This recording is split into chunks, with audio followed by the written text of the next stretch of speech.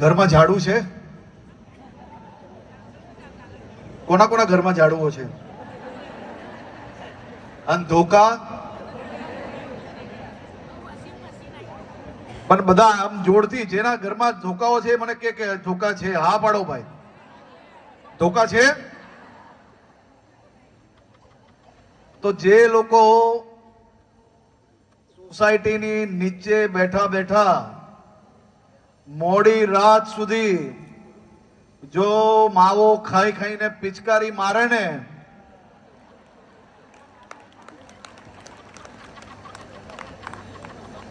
આ બરાબર છે? આ દિશા એકદમ જોરથી મને સંભળાતું જ નથી ને.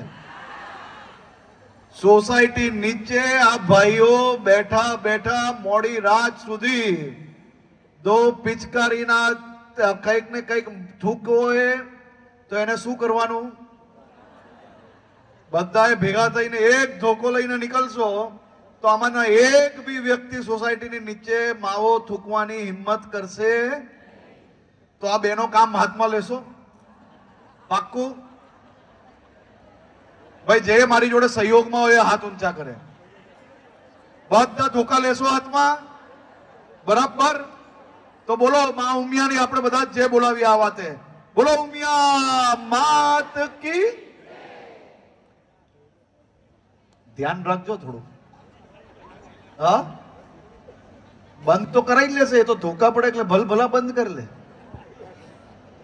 આમાં કોઈના મોઢામાં હમણાં માવો હોય તો છુપાઈ જજો ભાઈ, નહીં તો આજે તો હિસાબ બરાબર થઈ જશે. આપણે આપણા ઘરને જેમ સ્વચ્છ રાખીએ,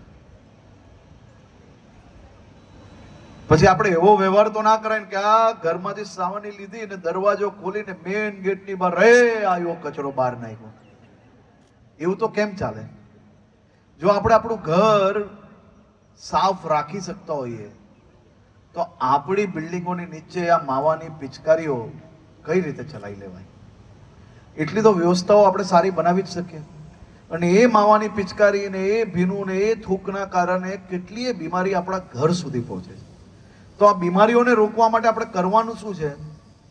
ખાલી થોડી બહેનો ભેગી થાય સોસાયટીમાં, ધોકો હાથમાં લઈએ, બહુ થઈ ગયું. આપણે કઈ બીજું કઈ કરવાની જરૂરત જ ના પડે. એ સોસાયટીની નીચે મોટી મોટી ફેંકો મારતા હોય, બેઠા બેઠા મોટા મોટા વાતો કરતા હોય, એને ખબર પડી જાય સોસાયટી વાળાને કે આમનું ઘરમાં ચાલતું. એટલે બીજા દિવસથી તમારે વહેલા 10 વાગે ઘરે આવી જશે અને માવો હોય ને થોડોક ઓછો થઈ જશે અને ધીરે ધીરે બંધ થઈ જશે.